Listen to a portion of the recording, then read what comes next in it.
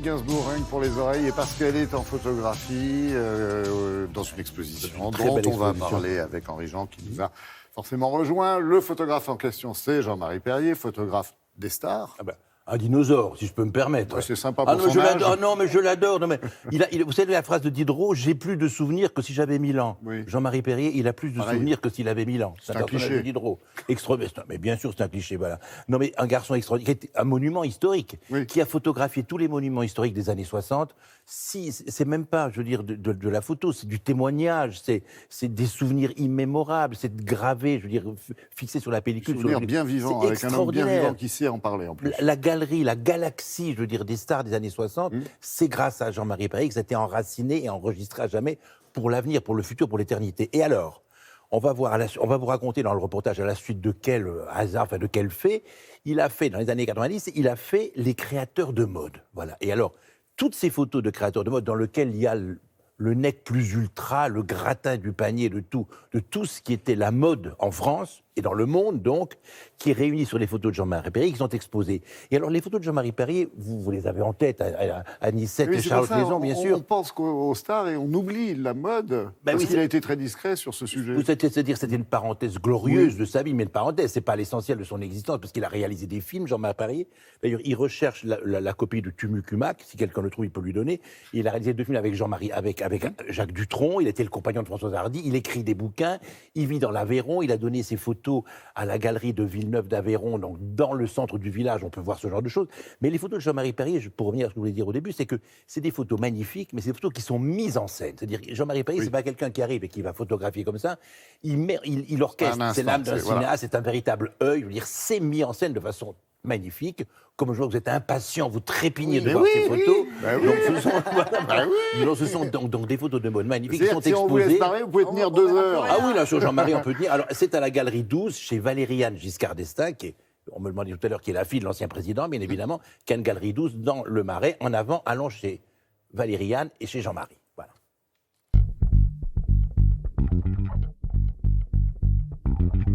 J'ai connu Jean-Marie au début des années 80, en fait, parce que je connaissais surtout sa sœur Anne-Marie qui travaillait dans l'édition, et donc on avait eu l'occasion de collaborer. Mais j'ai surtout découvert son travail quand il a eu la grande exposition à la mairie de Paris, et là, il y avait toutes les 60s en grand format, et d'un coup, on se rendait compte qu'il y avait une œuvre. Je suis sensible à sa fantaisie, à son imagination. Toutes les photos sont des photos mises en scène.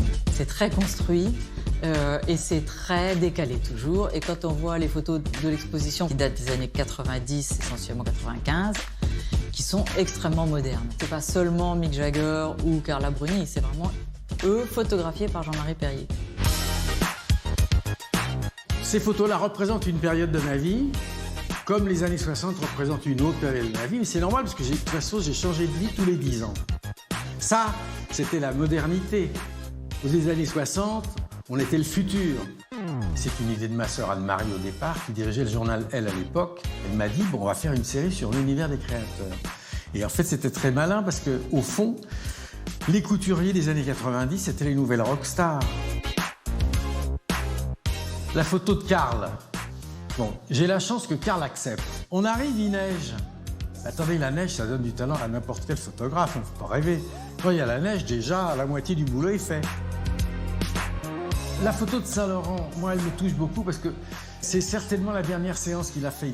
C'était la fin un peu, il était fatigué, il en avait un peu marre. Je trouve que c'était une façon de le montrer, nous disant un peu adieu quand même. Hein, il y a un côté au revoir dans cette photo. Carla, j'ai fait plein de choses avec elle. Non seulement elle était comme tous les grands mannequins, c'est-à-dire à l'aise et elle faisait le boulot pour vous, mais en plus de ça, elle était vraiment drôle. Hein. Je veux dire, elle, en plus, elle déconnait, parce qu'elle, bon, il y a quand même un background derrière. Hein. Elle faisait très sérieusement ça, en sachant que c'est pas sérieux. Ce qui est le comble, pour moi, de l'élégance. Et j'avais fait une photo de Hubert de Givenchy. Moi, j'avais beaucoup de tendresse pour lui, parce que il représentait le dernier d'une élégance d'un autre temps. Bien sûr, Givenchy, je ne l'ai pas mis en scène parce que c'était une photo, juste un portrait de lui dont on avait besoin. Donc j'avais été dans son atelier, il était en blouse blanche. Voilà, c'est un portrait. Mais moi, je voulais l'avoir rencontré au moins une fois. Kenzo sur un éléphant. Bon, pourquoi? Parce que moi, ça me faisait marrer de faire venir un éléphant dans un studio, surtout, je ne l'avais jamais fait. Bon, j'en ai fait des trucs pourtant. Mais ce qui était merveilleux, c'est d'avoir, avec le journal Elle, les mêmes moyens et la même liberté d'imagination que dans les années 60 avec les chanteurs. C'est toujours ce que j'ai fait toute ma vie, c'est faire des photos pour mettre des gens en valeur. C'est ça que j'aime faire. Et alors, si en plus ils acceptent qu'on fasse du spectacle avec eux, là, c'est le nirvana. Je vais dire quelle patate, mais quelle pêche il a. Ah oui, Jean-Marie. formidable. Alors en plus, Jean-Marie Perrier, qui a été et qui reste un peu dans la mémoire, le photographe le plus mondain, le plus sophistiqué, le plus à la mode de tout Paris, il habite. Alors il est resté, bien évidemment, il est resté puisqu'on l'adore. Mais il vit au milieu des vaches dans l'Aveyron. Il vit avec. Je trouve que c'est un groupe. C'est très noble. noble. Des mondains qui vivent à la province, campagne, n'est-ce pas à la campagne, avec 2 ânesses et avec une chienne qu'il adore. Et donc c'est formidable. La oui, galerie, il la sera pas galerie déçu. 12. Ouais. Non, la galerie 12, donc c'est jusqu'au 12 mai. Donc c'est chez Valérien Giscard d'Estaing qui après va exposer Patrick Fouque, qui est un grand photographe d'acteurs et de reparlera célébrités dont on photo et parlera bien célébrité. évidemment. Voilà. Merci, monsieur VIP.